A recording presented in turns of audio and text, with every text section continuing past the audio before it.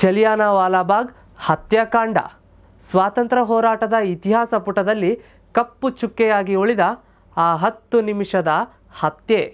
ಹಾಗಾದರೆ ಏನಿದು ಜಲಿಯಾನವಾಲಾಬಾಗ್ನ ದುರಂತ? ಆ ದಿನ ಪಂಜಾಬ್ನ ಅಮೃತ್ಸರದಲ್ಲಿ ನಡೆದಿದ್ದೇನು? ಬ್ರಿಟಿಷರು ನಡೆಸಿದ್ದ ಈ ಮಾರಣ ಹೋಮದಲ್ಲಿ ಬಲಿಯಾದ ಭಾರತೀಯರೆಷ್ಟು? ಬನ್ನಿ, ಈ ಬಗ್ಗೆ ಸಂಪೂರ್ಣ ಮಾಹಿತಿಯನ್ನು ಕೊಡುವ ಪ್ರಯತ್ನ ಮಾಡ್ತೇನೆ. ಅದಕ್ಕೂ ಮುನ್ನ ಆಲ್ಮಾ ನ್ಯೂಸ್ಗೆ ಸ್ವಾಗತ. ನಾನು ಲೋಕನಾಥ್ ಹೂಗಾರ್.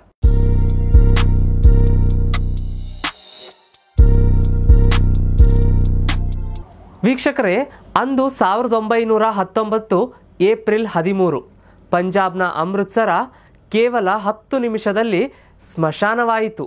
ಬ್ರಿಟಿಷರ ಕ್ರೂರತೆ ಕಂಡು ಇಡೀ ಭಾರತವೇ ಬೆಚ್ಚಿಬಿದ್ದಿತ್ತು.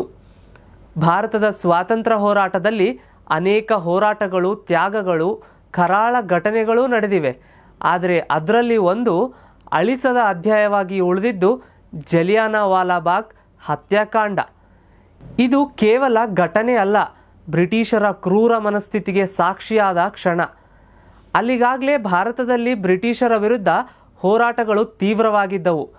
ಬ್ರಿಟಿಷ್ ಸರ್ಕಾರ ಈ ಹೋರಾಟವನ್ನು ಹತ್ತಿಕ್ಕಲು 1919 ಮಾರ್ಚ್ 18ರಂದು ರೌಲತ್ ಆಕ್ಟ್ ಜಾರಿಗೆ ತಂದರು.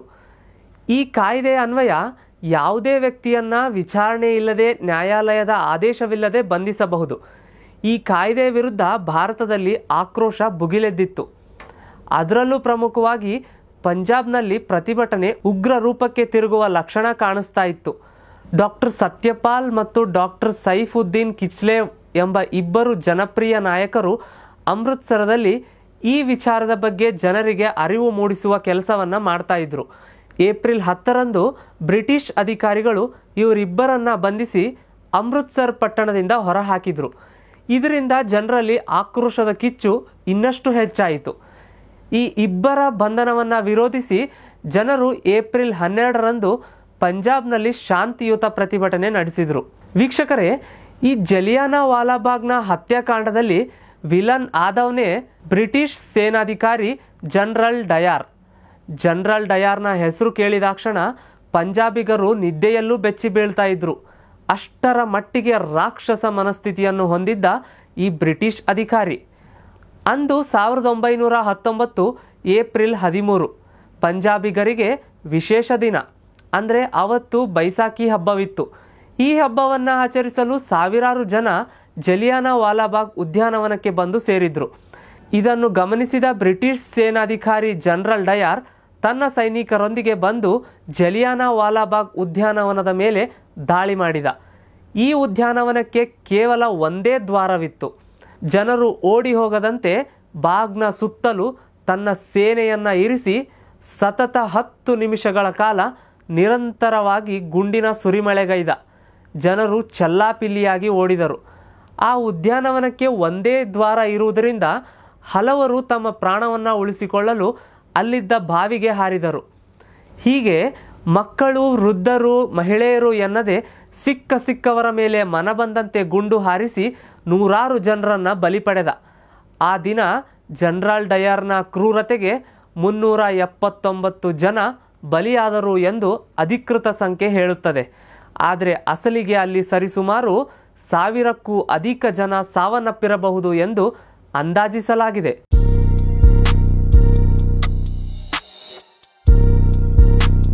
ಇದೆಲ್ಲದರ ನಡುವೆ ಭಾರತವು ಈ ಹತ್ಯಾಕಾಂಡದ ಪ್ರತೀಕಾರ ತೀರಿಸಿಕೊಳ್ಳದೆ ಬಿಟ್ಟಿಲ್ಲ.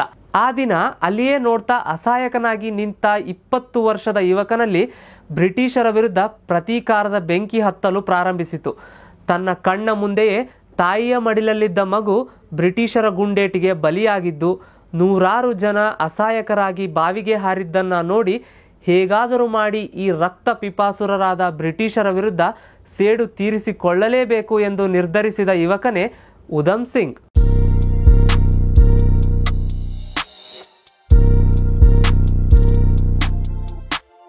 ಭಗತ್ ಸಿಂಗ್ನಿಂದ ಪ್ರೇರೇಪಿತನಾದ ಉಧಮ್ ಸಿಂಗ್ ಬ್ರಿಟಿಷರ ವಿರುದ್ಧ ಹೋರಾಡಲು ಸಜ್ಜಾದ. ಇದರ ನಡುವೆ ಉಧಮ್ ಸಿಂಗ್ನನ್ನು 1927ರಲ್ಲಿ ಪರವಾನಿಗೆ ಇಲ್ಲದೆ ಶಸ್ತ್ರಾಸ್ತ್ರಗಳ ಸಾಗಣೆ, ದೇಶದ್ರೋಹದ ಬರವಣಿಗೆ ಹೊಂದಿರುವುದಾಗಿ ಆರೋಪಿಸಿ ಬ್ರಿಟಿಷ್ ಸರ್ಕಾರ ಇವರನ್ನು ಬಂಧಿಸಿತು. 1931ರಲ್ಲಿ ಉಧಮ್ ಸಿಂಗ್ನನ್ನು ರಿಲೀಸ್ ಮಾಡಲಾಯಿತು. ಆದರೆ ಇವನ ಚಲನವಲನವನ್ನು ಪೊಲೀಸರು ಗಮನಿಸ್ತಾ ಇದ್ರು. ಉಧಮ್ ಸಿಂಗ್ನಲ್ಲಿ ಮಾತ್ರ ಜಲಿಯಾನ ವಾಲಾಬಾಗ್ನ ಹತ್ಯದ ಸೇಡು ಕಡಿಮೆ ಆಗಿರಲೇ ಇಲ್ಲ. ಹಾಗೋ ಹೀಗೋ ಪೊಲೀಸರ ಕಣ್ಣು ತಪ್ಪಿಸಿ ಉಧಮ್ ಸಿಂಗ್ ಕಾಶ್ಮೀರಕ್ಕೆ ಬಂದ. ತನ್ನ ಹೆಸರನ್ನು ಶೇರ್ ಸಿಂಗ್ ಎಂದು ಬದಲಿಸಿಕೊಂಡ. ನಂತರ 1934ರಲ್ಲಿ ಲಂಡನ್ ತಲುಪಿದ ಶೇರ್ ಸಿಂಗ್ ಇಂಜಿನಿಯರ್ ಆಗಿ ಉದ್ಯೋಗವನ್ನು ಕಂಡುಕೊಂಡ. ಇನ್ನು 1940 ಮಾರ್ಚ್ 13ರಂದು ಲಂಡನ್ನ ಕ್ಯಾಕ್ಸನ್ ಹಾಲ್ನಲ್ಲಿ ಸಭೆ ನಡೆದಿತ್ತು. ಈ ಸಭೆಯಲ್ಲಿ 1913ರಲ್ಲಿ ಜಲಿಯಾನ ವಾಲಾಬಾಗ್ ಹತ್ಯೆಗೆ ಅನುಮೋದನೆ ನೀಡಿದ ಪಂಜಾಬ್ನ ಮಾಜಿ ಲೆಫ್ಟಿನೆಂಟ್ ಗವರ್ನರ್ ಮೈಕಲ್ ಓ ಡ್ವೈರ್ ಈ ಸಭೆಯಲ್ಲಿ ಭಾಗಿಯಾಗಿದ್ದ. ಹಲವಾರು ವರ್ಷಗಳಿಂದ ಉಧಮ್ ಸಿಂಗ್ನ ರಕ್ತದಲ್ಲಿದ್ದ ಸೇಡು ಆ ದಿನ ಗುಂಡಿನಲ್ಲಿ ಮೂಡಿತು. ಉಧಮ್ ಸಿಂಗ್ ಒಂದು ಗುಂಡನ್ನು ಬ್ರಿಟಿಷ್ ಅಧಿಕಾರಿ ಮೈಕಲ್ ಓ ಡ್ವೈರ್ ಎದೆಗೆ ಹೊಡೆದ. ತಕ್ಷಣವೇ ಇವನನ್ನು ಬಂಧಿಸಿ ನ್ಯಾಯಾಲಯದ ಮುಂದೆ ನಿಲ್ಲಿಸಲಾಯಿತು. ನೀನು ಏಕೆ ಹತ್ಯೆ ಮಾಡಿದೆ ಎಂದು ನ್ಯಾಯಾಧೀಶರು ಕೇಳಿದ ಪ್ರಶ್ನೆಗೆ ಉತ್ತರಿಸಿದ ಉಧಮ್ ಸಿಂಗ್, ಇದು ಹತ್ಯೆಯಲ್ಲ, ಪ್ರತೀಕಾರ. ಅವರು ಸಾವಿರಾರು ಜನರನ್ನ ಕೊಂದ್ರು. ನಾನು ಕೇವಲ ಒಬ್ಬರ ವಿರುದ್ಧ ಪ್ರತೀಕಾರ ತೀರಿಸಿಕೊಂಡೆ. ನನ್ನ ನಾಡಿಗೆ ನಾನು ಇಷ್ಟು ನ್ಯಾಯ ಕೊಡಬಹುದು ಎಂದು ಭಾಷಣ ಮಾಡಿದರು. ನಂತರ ಉಧಮ್ ಸಿಂಗ್ನನ್ನು ಜುಲೈ 31, 1940ರಂದು ಗಲ್ಲಿಗೇರಿಸಲಾಯಿತು. ಇದು ಭಾರತದಲ್ಲಿ ಸ್ವಾತಂತ್ರ್ಯ ಹೋರಾಟದ ಕಿಚ್ಚು ಜ್ವಾಲೆಯಾಗುವಂತೆ ಮಾಡಿತು. ಇನ್ನು ಮಹಾತ್ಮ ಗಾಂಧಿ, ರವೀಂದ್ರನಾಥ್ ಟ್ಯಾಗೂರ್ ಬ್ರಿಟಿಷ್ ಸರ್ಕಾರ ನೀಡಿದ ಹಲವು ಪ್ರಶಸ್ತಿ ಪದಕಗಳನ್ನು ಹಿಂದಿರುಗಿಸಿದರು. ವೀಕ್ಷಕರೇ, ಏಪ್ರಿಲ್ 13 ಭಾರತೀಯರು ಈಗಲೂ ಈ ದಿನವನ್ನು ದುಃಖದಿಂದ ಸ್ಮರಿಸ್ತಾರೆ. ಅಂದು ಬ್ರಿಟಿಷರ ಗುಂಡೇಟು ತಿಂದ ಜಲಿಯಾನ ವಾಲಾಬಾಗ್ನ ಗೋಡೆ, ಕಟ್ಟಡ, ಸ್ಮಾರಕಗಳು, ನೂರಾರು ಜನ ಪ್ರಾಣ ಕಳೆದುಕೊಂಡಿರುವ ಚಿತ್ರಗಳನ್ನು ನೋಡಿದಾಗ ಬ್ರಿಟಿಷರು ಹೊಡೆದ ಗುಂಡೇಟು ಎಷ್ಟು ಕ್ರೂರವಾಗಿತ್ತು ಎಂದು ಸಾರಿ ಸಾರಿ ಹೇಳುವಂತಿದೆ. ಇನ್ನು ಅಲ್ಲಿರುವ ಬಾವಿಯಲ್ಲಿ ಇಣುಕಿ ನೋಡಿದಾಗ ಈಗಲೂ ನೂರಾರು ಜನರ ಆಕ್ರಂದನ ಕೇಳಿದಂತೆ ಭಾಸವಾಗುತ್ತದೆ. ಆ ದಿನ ಸಾವಿರಾರು ಜನ ತಮ್ಮವರನ್ನು ಕಳೆದುಕೊಂಡ್ರು. ಇದಕ್ಕೆ ಪ್ರತೀಕಾರವಾಗಿ ಉಧಮ್ ಸಿಂಗ್ ಬ್ರಿಟಿಷರ ವಿರುದ್ಧ ಹೋರಾಡಿ ನೂರಾರು ಜನರ ಸಾವಿಗೆ ನ್ಯಾಯ ಸಿಗುವಂತೆ ಮಾಡಿದ. ಸ್ವಾತಂತ್ರ್ಯ ಹೋರಾಟಕ್ಕಾಗಿ ತನ್ನ ಪ್ರಾಣವನ್ನು ಕೊಟ್ಟು ವೀರ ಯೋಧನಾದ. ಈಗಲೂ ಪಂಜಾಬಿಗರ ಮನಸ್ಸಿನಲ್ಲಿ ಮರೆಯಾಗದಂತೆ ವೀರನಾಗಿ ಉಳಿದ ಉಧಮ್ ಸಿಂಗ್.